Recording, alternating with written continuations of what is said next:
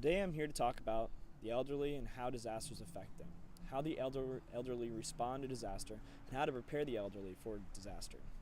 The majority of the elderly are not as mobile as young people are. For the different types of disasters, including hurricanes, tornadoes, floods, earthquakes, blizzards, and even terrorism, it is a smart move to plan for your senior citizen or for an elderly person to plan ahead for a multitude of disasters.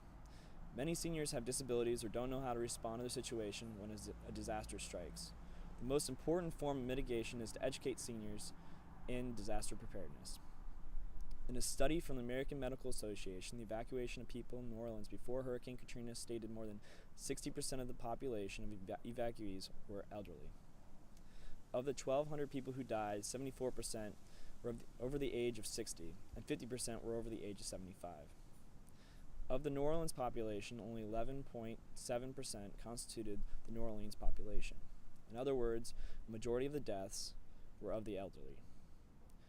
When the lands were flooded and the water rose to the roofs of houses, many people died because they were unable to evacuate or move to higher ground. You can learn from these statistics that educating and preparing the elderly is vital. Many seniors are dependent on others for help with daily living or live in assisted living facilities. With a disaster, there are usually changes with their daily routine.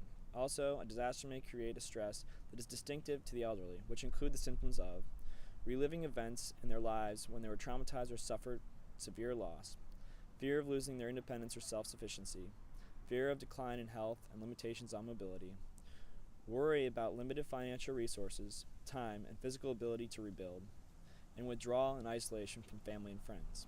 In these circumstances, it is important to provide consistent verbal reassurance, assist them in recovering their physical possessions, return them to familiar surroundings with friends and acquaintances as soon as possible, and make sure they have needed medical and financial assistance. When preparing the elderly for disasters, it is best to be informed by making a plan, assembling a survival kit, and maintaining that plan in disaster survival kit. Also, creating a personal support network including friends, family, and at least one out-of-town contact is essential. All must be reliable contacts. Questions for the elderly include how they'll be able to evacuate if the person has mobility problems. Determine in advance where you'll go as an alternative emergency shelter. Mapping out an evacuation plan and prematurely getting assistance before a disaster happens is important.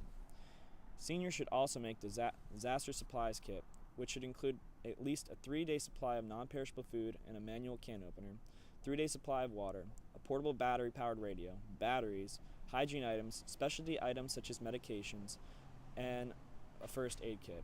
For a full list of items for a disaster supplies kit, you can visit the library section of FEMA.gov for a pamphlet on preparing for disaster for people with disabilities and other special needs. The main points the elderly should focus on: to be informed, make a plan, assembling a survival kit, maintaining that plan and survival kit. This concludes my presentation on the elderly and disasters. Thank you for watching.